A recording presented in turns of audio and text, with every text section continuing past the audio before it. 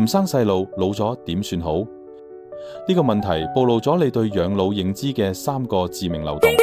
第一個漏洞就係將生仔同養老當成咗一種利益交換，養一個細路使過百萬，晚年可以收翻幾多？10分1都未必有，呢筆數冇人敢包生仔。一個細路從出世養大到讀書20-30年時間，你付出嘅金錢同心血遠遠多過晚年得到嘅照顧。而且而家嘅後生仔面對咁大嘅工作壓力同生活負擔，佢哋嘅主要任務應該係追尋自己嘅人生目標同快樂，而唔係做父母嘅養老工具。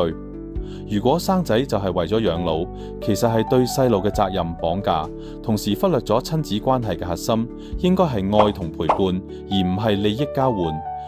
更重要嘅係，當你抱住養兒防老嘅心態去生仔，你個仔好大機會會感覺到你對佢嘅愛係有條件嘅。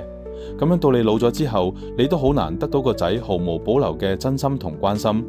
第二個漏洞就係默認咗唔生仔就等於冇人理。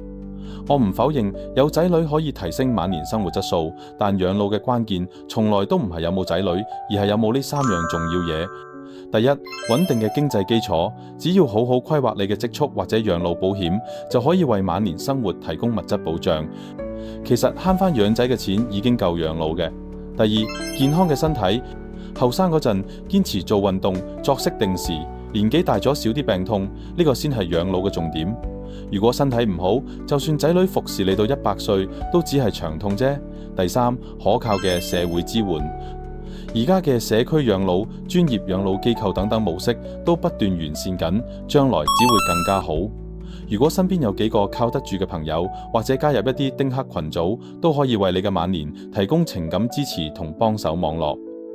養老真正嘅支撐點，從來都唔係血緣關係，而係呢3條支柱：現金流、健康力、社會網絡。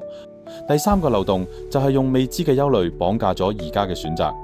養老問題係個個都要面對嘅，而唔係丁克人士先有嘅難題。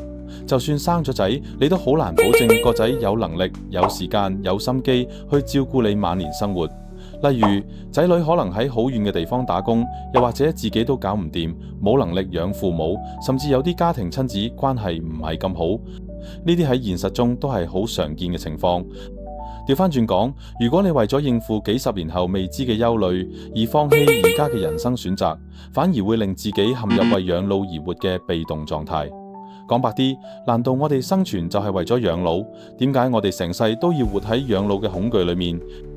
真正理性嘅心態應該係活好而家，做好準備，而唔係用未知嘅驚慌去剝奪而家嘅自由。將晚年交俾自己係風險管理，交俾人哋係風險賭博。生仔定唔生仔，其實就係一種人生選擇。